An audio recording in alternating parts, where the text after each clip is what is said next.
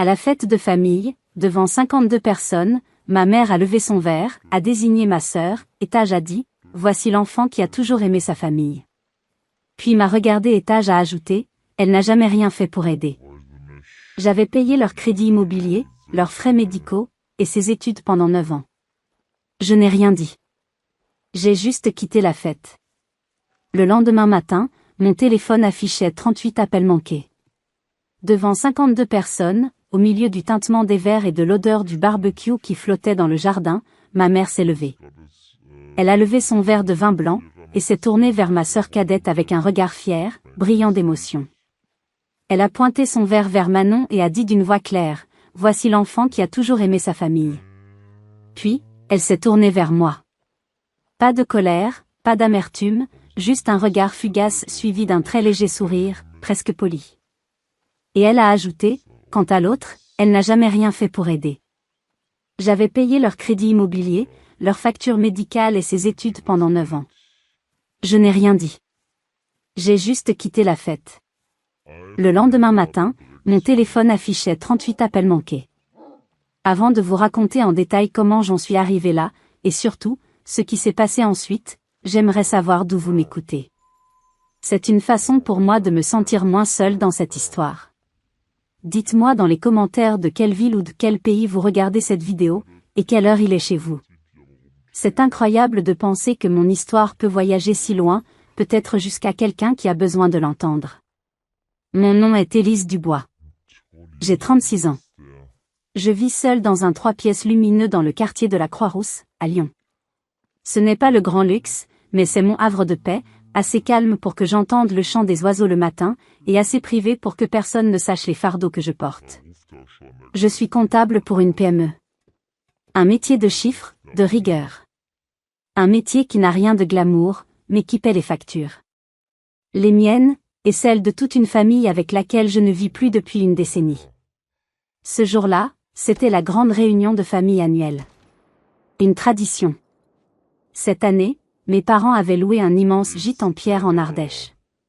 Le soleil de juillet écrasait la garrigue, les cigales chantaient à tue-tête, et l'air embaumait la lavande et le romarin. C'était idyllique en apparence. Une 50aine de personnes étaient là, un véritable clan. Des oncles, des tantes, des cousins que je ne voyais qu'une fois par an. J'étais arrivée avec une 15aine de minutes de retard. Pas à cause des bouchons. J'étais juste restée assise dans ma vieille Clio, le moteur coupé, à fixer le panneau en bois peint à la main, « Bienvenue à la famille Dubois ». Mon nom, si commun, si invisible. Une petite voix en moi espérait encore. Peut-être que cette année sera différente. Peut-être qu'ils me verront enfin. J'avais apporté une enveloppe. À l'intérieur, un bon cadeau pour un dîner au Célestin, un célèbre bouchon lyonnais, une institution. Le genre d'endroit devant lequel mes parents s'arrêtaient parfois en disant, un jour, nous irons là-bas. Ce jour n'arrivait jamais. J'avais fait la réservation 3 semaines à l'avance, demandé la table près de la fenêtre avec vue sur la Saône. Ce n'était pas un cadeau extravagant, juste une attention. Une tentative de plus de leur offrir un sourire sincère. En arrivant, j'ai tout de suite vu Manon, ma sœur.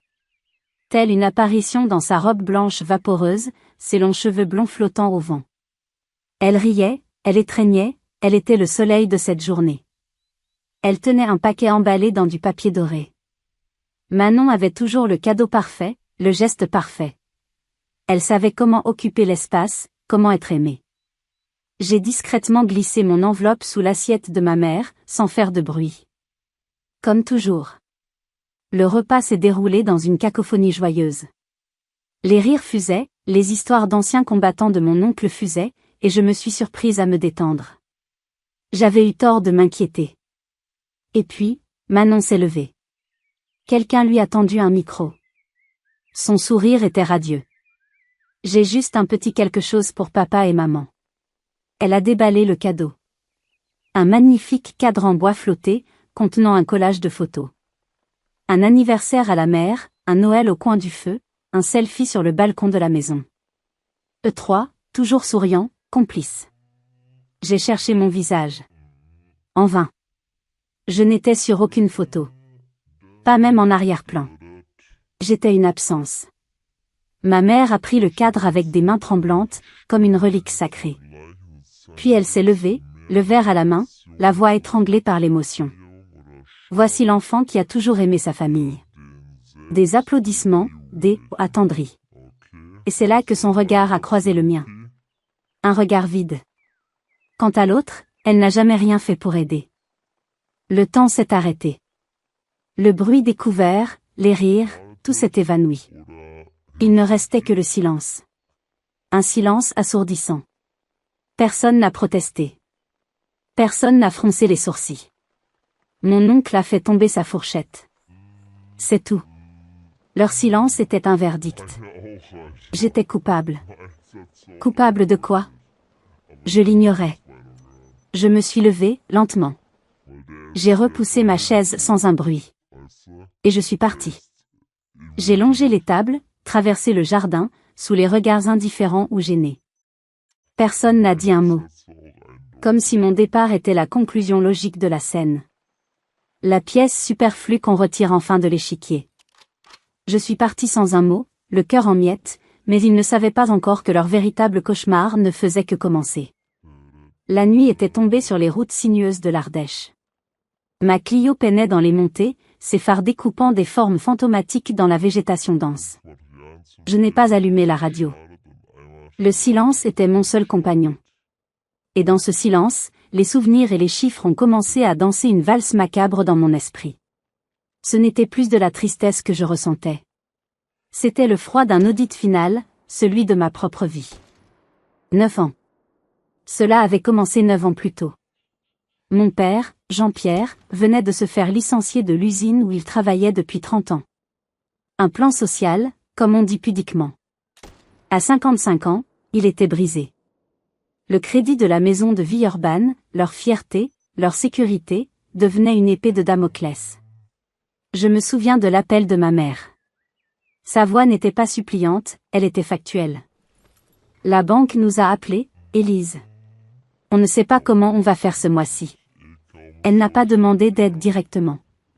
Elle n'en a jamais eu besoin. Elle posait le problème, sachant que je le résoudrais. Et je l'ai fait. J'ai mis en place un virement permanent de 980 €. Je me disais que ce serait pour quelques mois, le temps qu'il retrouve quelque chose. Il n'a jamais retrouvé de vrai travail. Le virement, lui, n'a jamais cessé.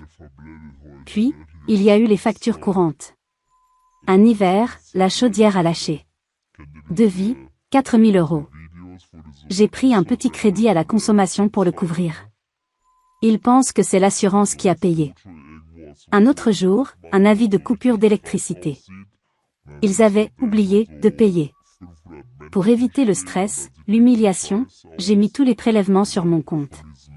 EDF, GDF, l'eau, Internet. Environ 250 € par mois qui s'évaporaient de mon compte avant même que j'aie pu penser à mes propres dépenses. Et Manon. Manon était un chapitre à part entière. Ma petite sœur, l'artiste, celle qui devait trouver sa voie.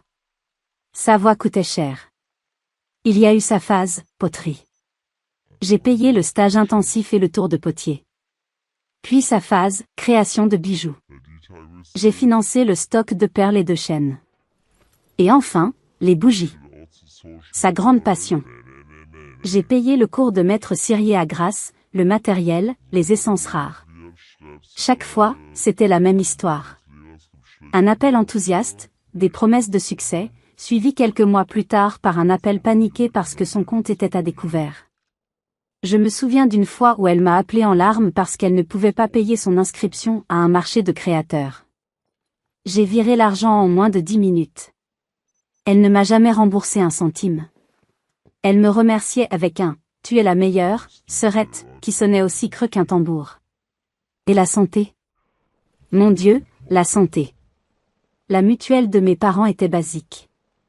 Quand ma mère a dû se faire opérer de la cataracte, le dépassement d'honoraires était de 3 000 €. J'ai vidé mon livret A. Quand mon père a eu ses problèmes de cœur, j'ai payé les consultations chez le cardiologue privé, les examens non remboursés. Je suis devenue leur assurance santé officieuse, leur banque, leur filet de sécurité. Sur cette route sombre, j'ai fait le calcul. Une estimation basse. Plus de 105 000 € pour le crédit. Près de 25 000 € pour les factures. Au moins 10 000 € pour Manon. Et facilement 25 000 € pour les frais de santé, les réparations de voiture, la carte essence, les imprévus. Le total frôlait les 170 000 €. Une somme qui aurait pu être mon apport pour un appartement. Une somme qui représentait 9 ans de ma vie, de mes sacrifices, de mes vacances annulées, de mes sorties refusées.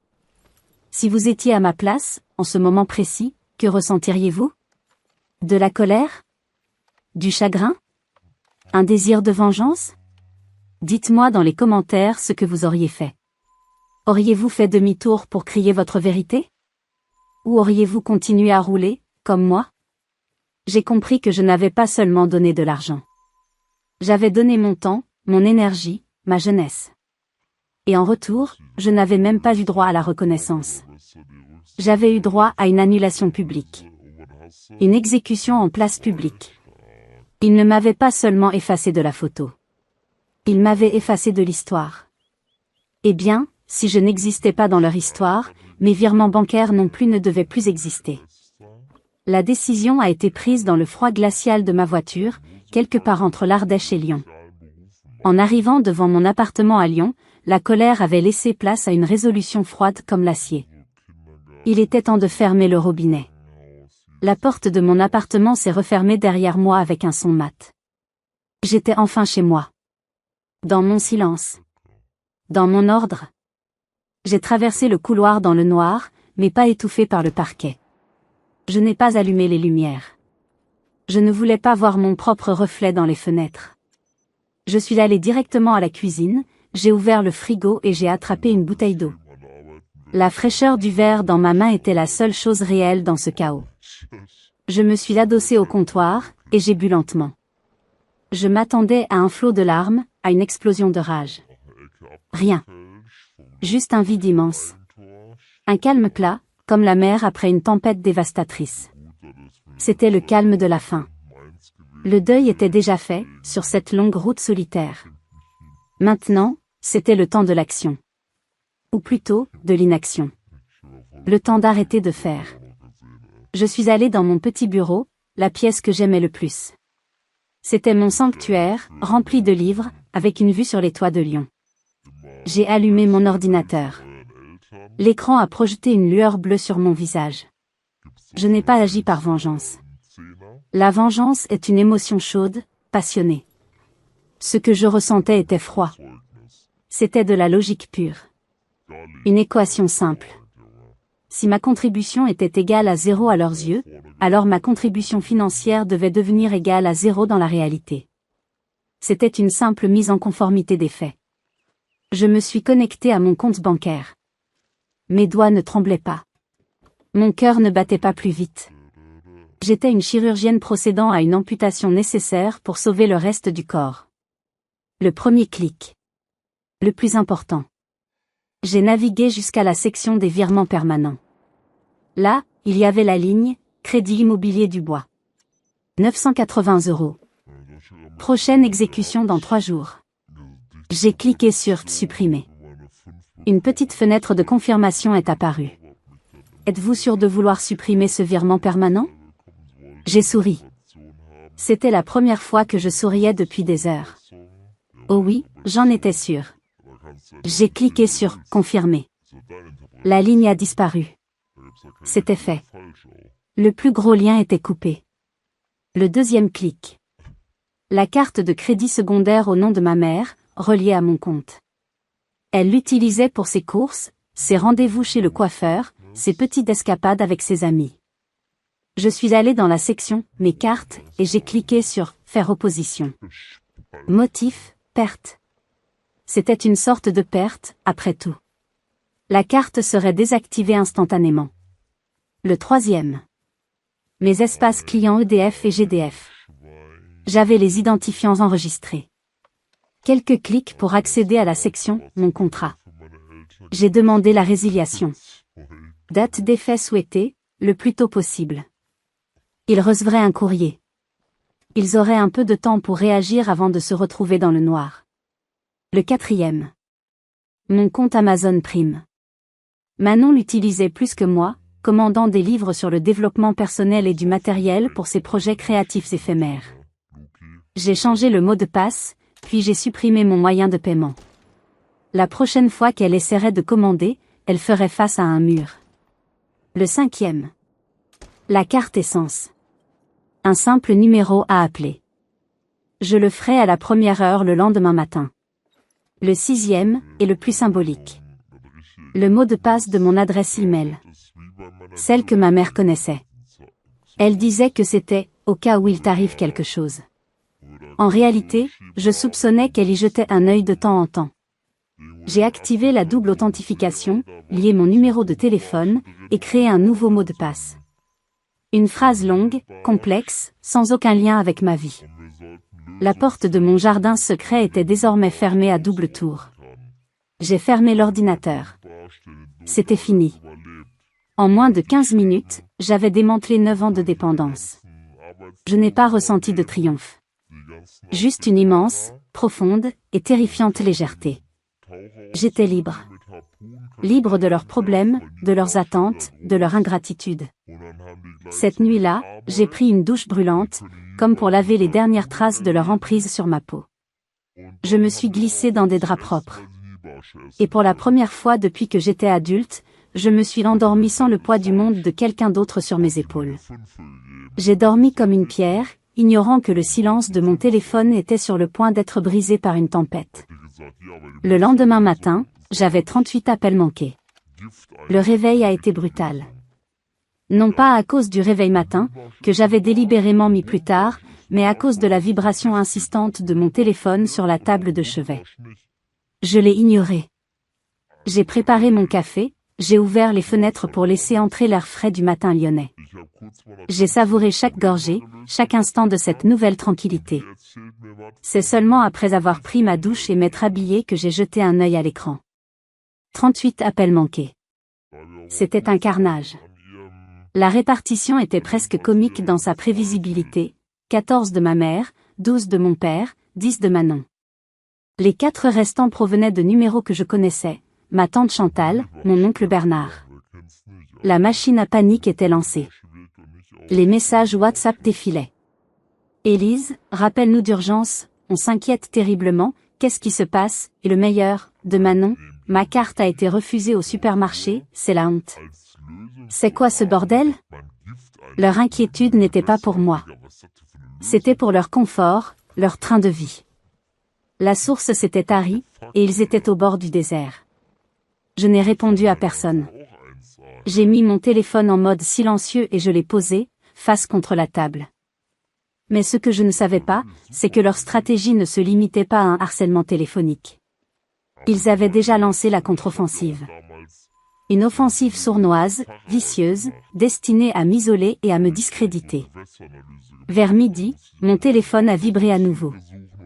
Un numéro que je connaissais bien, mais qui n'était pas dans la liste des harceleurs, mon cousin, Thomas. Le fils de la sœur de ma mère. Thomas a toujours été différent. Plus observateur, plus juste.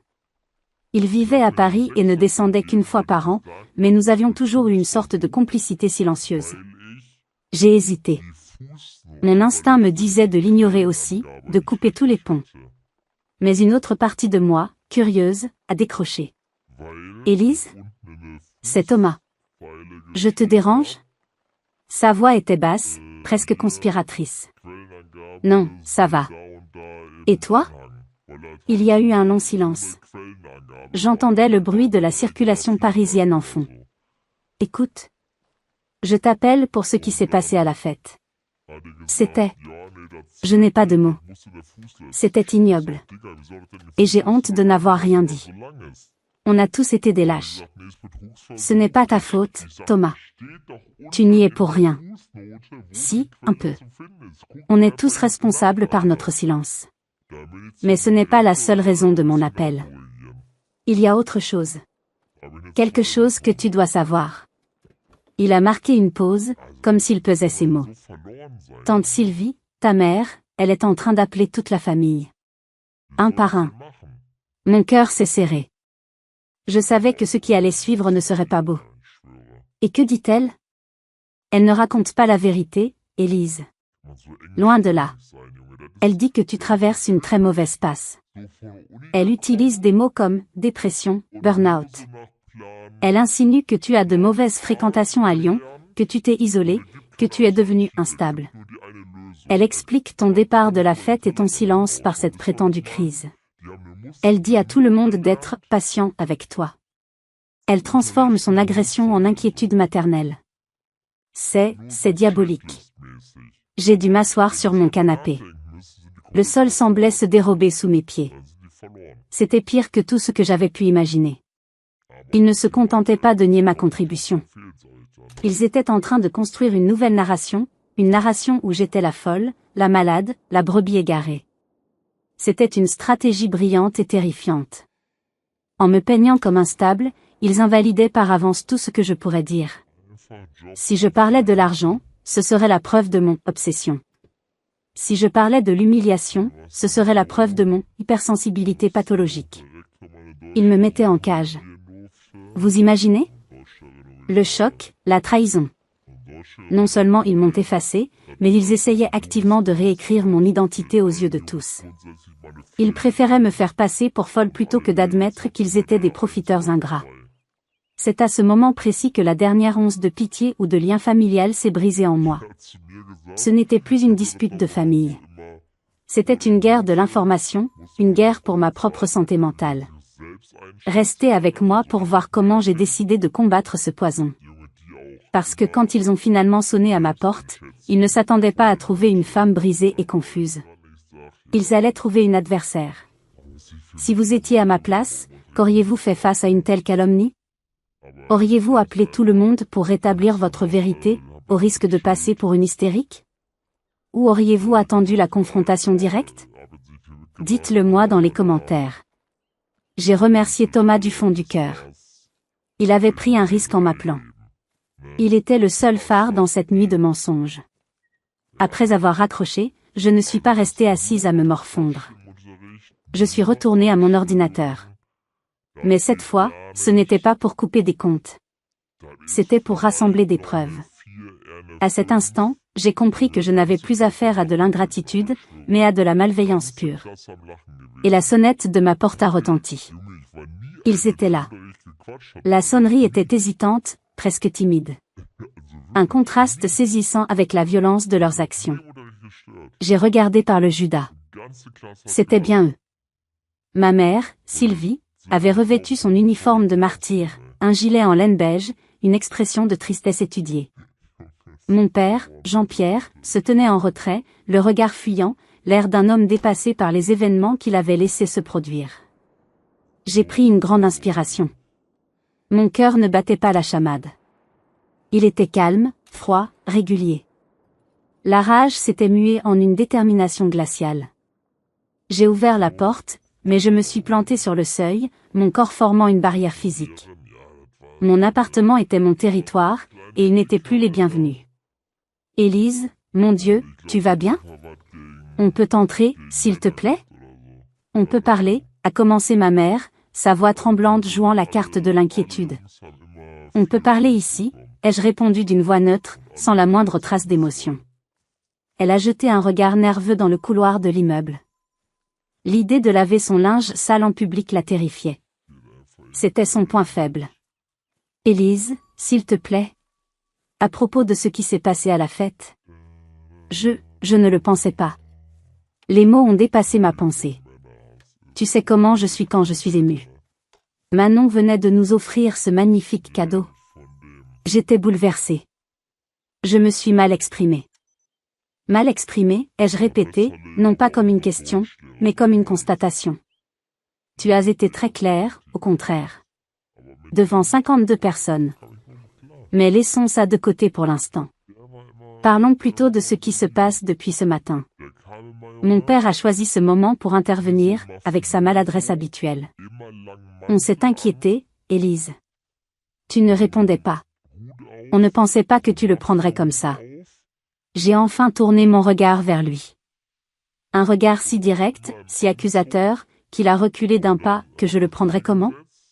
En silence? En continuant à signer l'échec? C'est ça que vous espériez? Que l'humiliation publique ne changerait rien tant que le compte en banque était approvisionné? Le silence gêné qui a suivi était une réponse en soi. Mais comme je l'ai dit, ce n'est même plus le sujet principal, ai-je continué, en me tournant de nouveau vers ma mère. Le sujet, ce sont tes appels. Les appels que tu passes à tante Chantal, à oncle Bernard, à toute la famille. Le visage de ma mère a perdu toute couleur. Le masque de la mère inquiète est tombé, révélant la panique d'une menteuse démasquée. Je ne sais pas de quoi tu parles.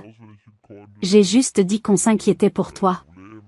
Ne me mens pas, l'ai-je coupé, ma voix devenant tranchante comme une lame. Ne me mens plus. Thomas m'a appelé. Il m'a tout raconté. Comment tu expliques mon comportement en disant que je suis en dépression? Instable. Que j'ai de mauvaises fréquentations. Tu ne te contentes pas de me renier, tu essaies de me faire passer pour folle. Pourquoi?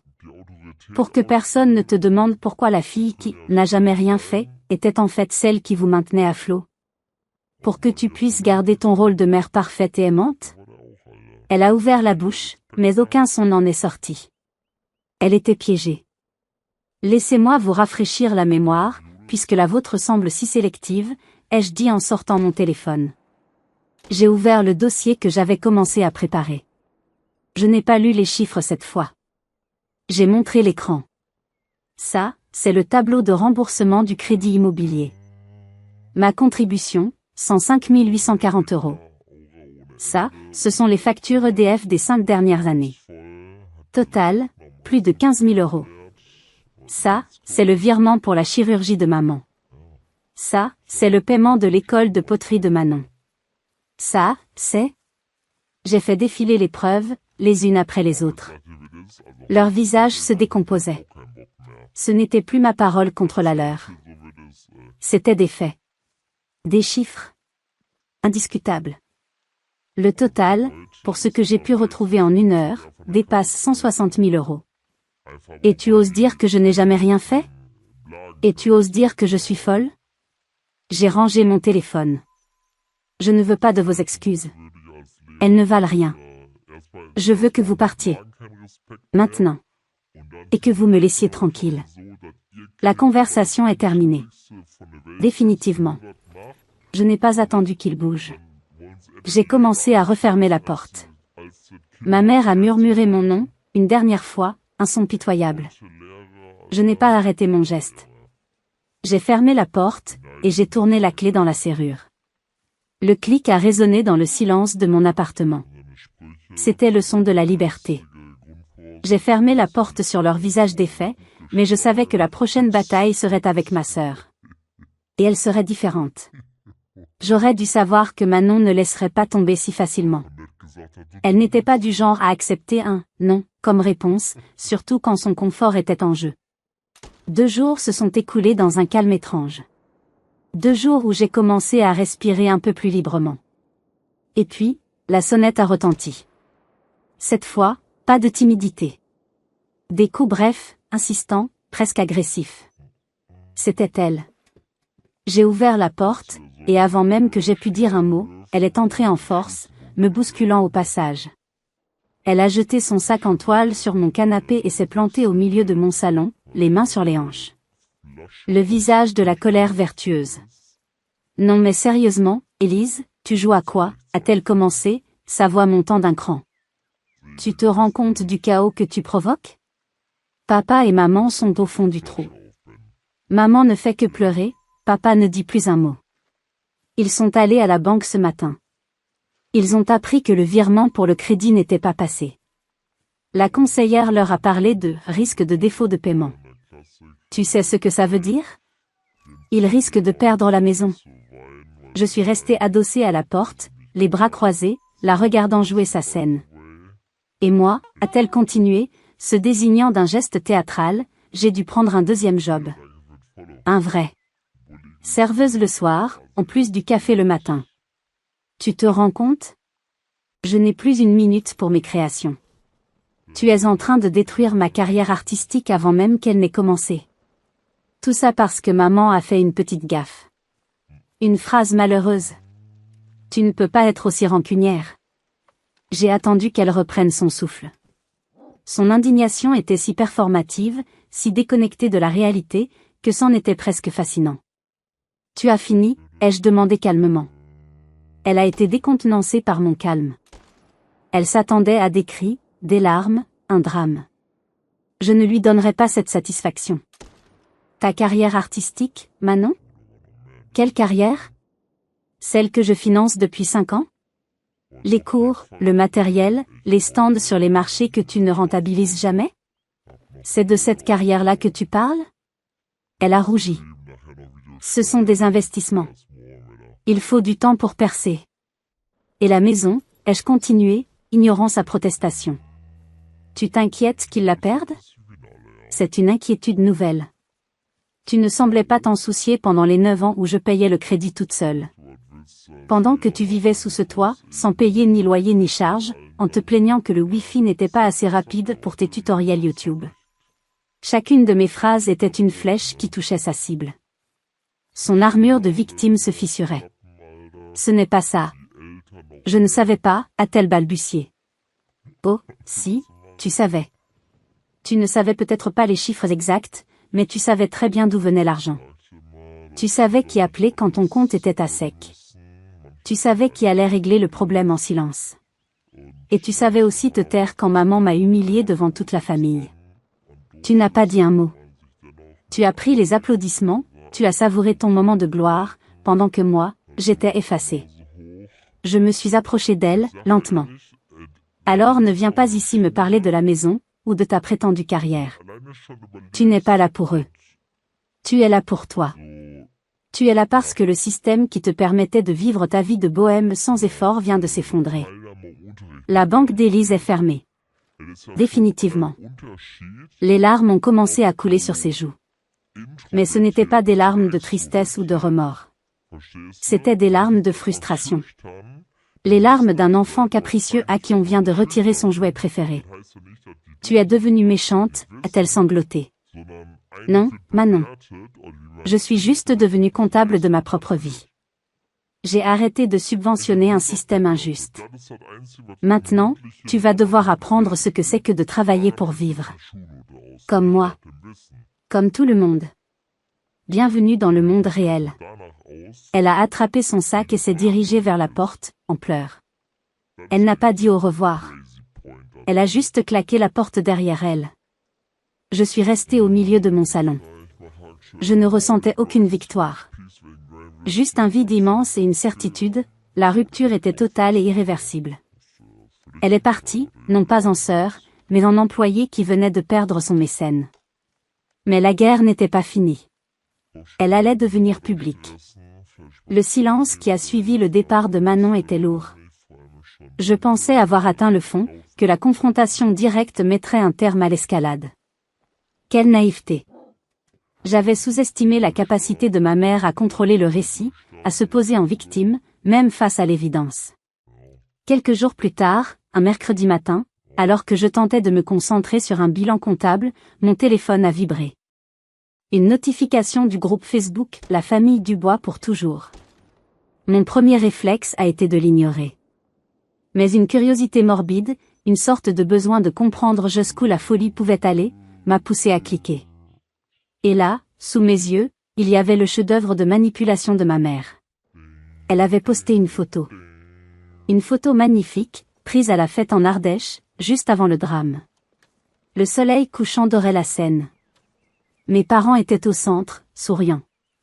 Manon était à côté d'eux, radieuse. Autour, des oncles, des tantes, des cousins, tous unis dans un moment de bonheur parfait. Une photo de famille idéale. Une photo d'où j'étais, bien sûr, totalement absente. Mais le plus terrible était la légende. Écrite dans son style habituel, un mélange de bons sentiments et de reproches passifs-agressifs. Un merveilleux souvenir de notre réunion de famille. La famille, c'est un port d'attache, un phare dans la tempête. C'est tout ce qui compte vraiment. C'est triste quand certains membres de l'équipage choisissent de sauter par-dessus bord, mais notre porte restera toujours ouverte. On pense fort à toi. Mon sang s'est glacé. C'était d'une perversité absolue. En quelques lignes, elle avait réussi à Me faire passer pour celle qui a abandonné le navire, sans aucune raison. Se donner le beau rôle de la mère aimante et pardonnante. Rallier toute la famille à sa cause en jouant sur la corde sensible de l'unité familiale. Les commentaires en dessous étaient un cœur de soutien unanime. Tellement vrai, Sylvie. La famille avant tout, écrivait ma tante Chantal. Courage à vous dans cette épreuve, ajoutait un cousin éloigné. Elle reviendra, l'amour est plus fort que tout. Pas une seule personne pour questionner. Pas une seule personne pour se souvenir que j'étais partie après avoir été publiquement humiliée. Ils avaient tous avalé sa version. J'étais l'ingrate, la déserteuse. J'ai fixé l'écran, le souffle coupé. J'ai ressenti une vague de désespoir. Comment lutter contre ça? Comment combattre une histoire si bien ficelée, si émotionnellement manipulatrice? J'ai eu envie de tout laisser tomber, de supprimer mon compte Facebook, de disparaître complètement. Et puis, la rage est revenue. Une rage froide, lucide. Non. Je ne les laisserai pas gagner. Je ne la laisserai pas réécrire l'histoire et me transformer en monstre. Elle voulait jouer sur le terrain public? Très bien. Mais elle avait oublié un détail. J'étais comptable. Et les chiffres ne mentent pas. J'ai passé les 3 heures suivantes à faire ce que je fais de mieux. J'ai ouvert mes archives numériques. J'ai scanné des documents. J'ai pris des captures d'écran. Relevé de compte, confirmation de virement, facture, échange de SMS avec Manon. J'ai rassemblé 9 ans de preuves. 9 ans de soutien financier silencieux. J'ai créé une nouvelle publication sur mon propre mur. Pas de texte larmoyant. Pas d'accusation. Juste les faits. J'ai téléchargé des dizaines d'images, les unes après les autres. Des preuves irréfutables. Le virement pour le crédit, mois après mois. La facture de la chaudière. Les frais de scolarité de Manon. Le paiement de la mutuelle. C'était un audit. L'audit de leur ingratitude. J'ai hésité un instant avant de cliquer sur « Publier ». C'était un acte sans retour. Une déclaration de guerre nucléaire. C'était exposer les secrets les plus honteux de ma famille aux yeux de tous. Une petite voix m'a murmuré « Ne fais pas ça, Élise. C'est ta famille. » Mais une autre voix, plus forte, a répondu « Non. C'est ta vérité. Et elle mérite d'être entendue. » J'ai ajouté une seule ligne de texte au-dessus de ce mur de preuves.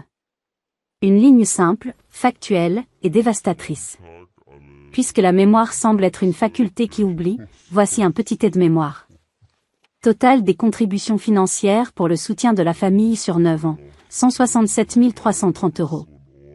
Sans attente, sans regret, mais sans plus. J'ai réglé la confidentialité sur « Public ». Et j'ai cliqué. J'ai publié le message à 14h12. J'ai fermé mon ordinateur. Je n'ai pas regardé mon téléphone pendant des heures. Quand je l'ai finalement repris vers 18h, il était en surchauffe. Notification, message, appel manqué. La bombe avait explosé. Et l'un des messages venait de Manon. 3 mots secs, il faut qu'on parle. Je n'ai pas répondu au message de Manon. Je n'ai répondu à personne. J'ai mis mon téléphone en mode avion et je me suis fait couler un bain. J'avais besoin de silence, de distance. J'avais lancé ma bombe atomique, et maintenant, je devais attendre que le nuage de retombées se dissipe. Le lendemain, j'ai rallumé mon téléphone avec appréhension. C'était un champ de bataille numérique. Ma publication avait été partagée des dizaines de fois, y compris par des membres de la famille qui, la veille encore, commentaient avec compassion sous le post de ma mère. Les messages privés affluaient. Certains étaient choqués. « Élise, je n'en reviens pas. Je ne savais rien de tout ça. » D'autres étaient des excuses maladroites. « Je suis désolée, je n'aurais pas dû juger sans savoir. » Mon cousin Thomas m'a envoyé un simple message, enfin. La vérité. Le plus révélateur était le silence assourdissant du camp adverse. La publication de ma mère était toujours en ligne, mais les commentaires s'étaient taris. Elle était devenue un mémorial de son propre mensonge, exposé à la lumière crue de mes preuves. Je pensais que ce serait la fin. Que la honte publique les tiendrait à distance pour toujours. Mais une fois de plus, j'avais sous-estimé leur capacité à ignorer la réalité.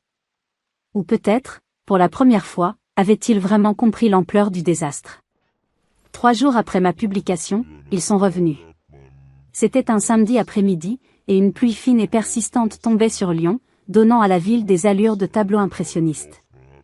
J'étais en train de lire sur mon canapé quand j'ai entendu des bruits sur mon palier. Pas la sonnette. Juste des chuchotements, des hésitations. J'ai regardé par le Judas. Ils étaient là tous les 3. Mon père, ma mère, et Manon. Ils n'essayaient pas de sonner. Ils étaient juste là, immobiles, trempés par la pluie, comme des naufragés échoués devant ma porte. Ils avaient l'air différents. Brisés. Ma mère ne portait plus son masque de martyr. Son visage était bouffi, ses yeux rougis. Elle avait l'air d'avoir vieilli de 10 ans en une semaine. Mon père fixait le sol, ses épaules voûtées sous un poids invisible. Et Manon. Manon avait perdu toute son arrogance. Elle se tenait légèrement en retrait, le regard vide, comme si elle venait de comprendre la véritable signification du mot « conséquence ». J'ai hésité. Une partie de moi voulait les laisser là, sous la pluie. Mais une autre partie, la vieille Élise, celle qui répare toujours les choses, a senti une pointe de pitié. J'ai ouvert la porte. Je ne les ai pas invités à entrer. Je suis resté sur le seuil, les laissant sous l'auvent. C'est ma mère qui a parlé, et sa voix n'était qu'un murmure rauque. On peut? On voulait juste. Elle n'arrivait pas à finir sa phrase. Elle a éclaté en sanglots. Des sanglots laids, bruyants, sans aucune retenue. Mon père a posé une main maladroite sur son épaule. Il a levé les yeux vers moi pour la première fois. Il y avait de la honte dans son regard. Ta mère? Nous sommes désolés, Élise. Il n'y a pas d'excuse. Ce qu'on a fait, ce qu'on a dit, c'est impardonnable. Manon a reniflé. J'ai été une idiote, a-t-elle dit, sa voix à peine audible. Une égoïste. J'ai tout pris pour acquis. Je suis désolée. C'était la première fois que j'entendais des excuses sincères de leur part. Sans justification, sans manipulation. Juste le constat brut de leur faute. Je suis restée silencieuse un long moment, écoutant le son de la pluie et des pleurs de ma mère. Je ne ressentais pas de satisfaction. Je ne ressentais pas de pardon non plus. Je ressentais une immense fatigue. La fatigue de 9 ans de combat silencieux. Finalement, j'ai parlé. Ma voix était calme, posée. J'entends vos excuses. Mais je ne sais pas quoi en faire. Vous n'avez pas seulement été ingrat. Vous avez été cruel. Vous avez essayé de me faire passer pour folle pour couvrir vos mensonges. Vous avez brisé quelque chose. Et je ne pense pas que ça puisse se réparer. Je les ai regardés, un par un. Je ne vous déteste pas. Je ne vous souhaite aucun mal. Mais je ne peux plus faire partie de votre vie. L'Élise que vous avez connue, celle qui encaissait tout en silence, elle est morte ce soir-là, en Ardèche. Vous l'avez tuée. J'ai vu dans leurs yeux qu'ils comprenaient. Ils comprenaient que ce n'était pas une crise de colère. C'était une fin. Je vous souhaite de vous en sortir, ai-je ajouté. Sincèrement. Mais vous devrez le faire sans moi. J'ai refermé la porte doucement. Je suis resté adossé contre elle, écoutant leurs pas s'éloigner sur le palier mouillé.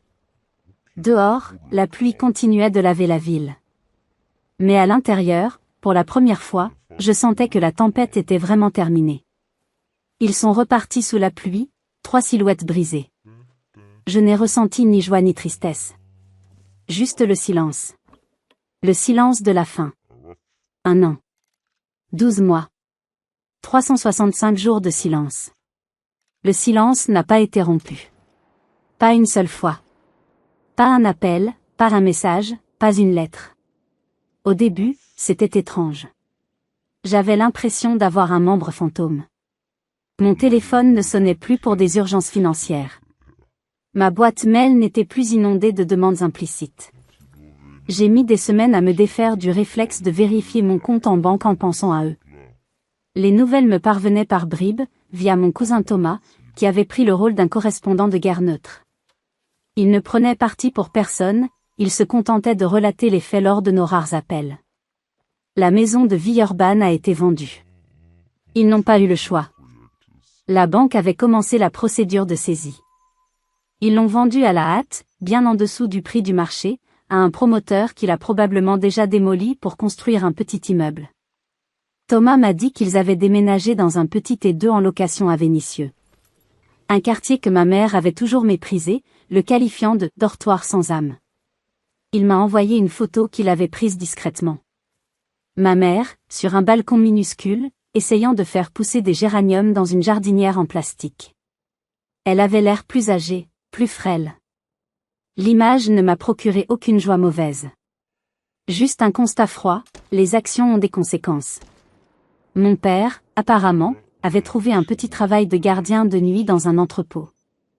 Le travail physique le fatiguait énormément, mais il n'avait pas le choix. Leur retraite combinée ne suffisait pas à couvrir le loyer et les charges.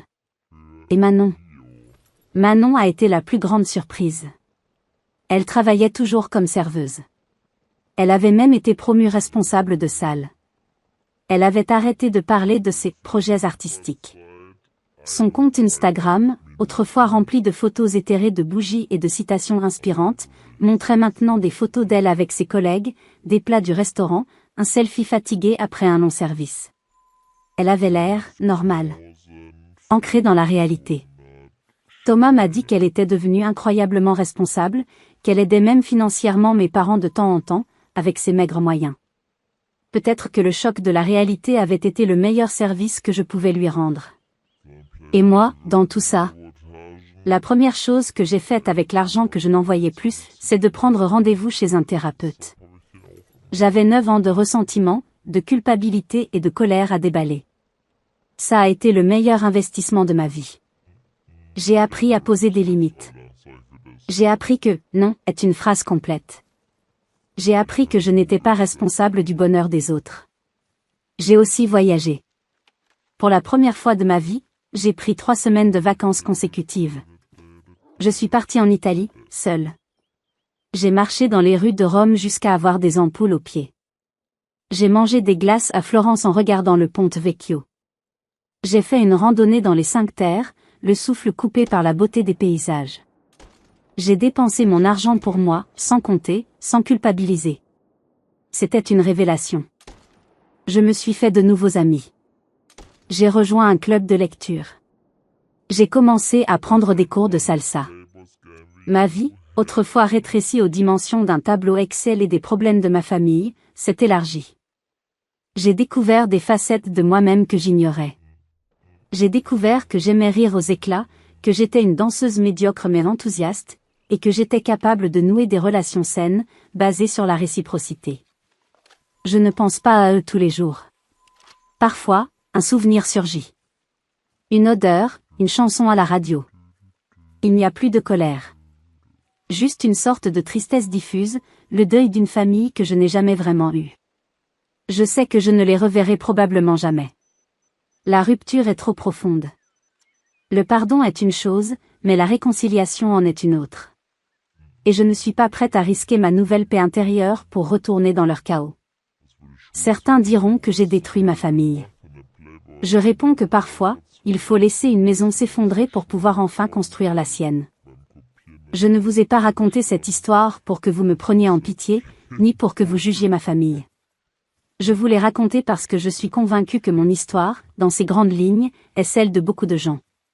C'est l'histoire de l'enfant responsable, de la bonne poire, de celui ou celle qui porte silencieusement le poids des autres en pensant que c'est ça, l'amour. Pendant des années, j'ai cru que mon rôle était de me sacrifier. J'ai cru que l'amour familial était inconditionnel, mais j'ai confondu inconditionnel avec sans limite. J'ai laissé les autres définir ma valeur à travers ce que je pouvais leur donner. Mon compte en banque était devenu le baromètre de mon affection. Plus je donnais, plus je pensais prouver mon amour. En réalité, plus je donnais, plus je leur permettais de m'effacer, de me réduire à une simple fonction utilitaire. J'étais devenu un service, pas une personne. Ce qui m'a fait le plus mal, avec le recul, ce n'est pas la phrase prononcée devant 52 personnes. C'est le silence qui a suivi.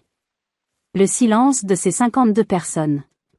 Ce silence collectif qui a validé les paroles de ma mère. Personne n'a tressailli. Personne n'a semblé choqué. Parce que dans leur esprit, j'étais déjà invisible. Mon rôle de soutien logistique était si bien intégré qu'il était devenu normal, et donc, non remarquable. On ne remercie pas un distributeur de billets de donner des billets. On ne s'offusque que lorsqu'il est en panne. J'ai appris une leçon durement. Si un lien, quel qu'il soit, n'existe que parce que vous payez pour le maintenir, que ce soit avec de l'argent, du temps, ou votre santé mentale, alors ce n'est pas un lien. C'est une transaction. Et aucune transaction ne vaut la peine de s'y perdre. L'amour véritable ne demande pas de preuve de paiement.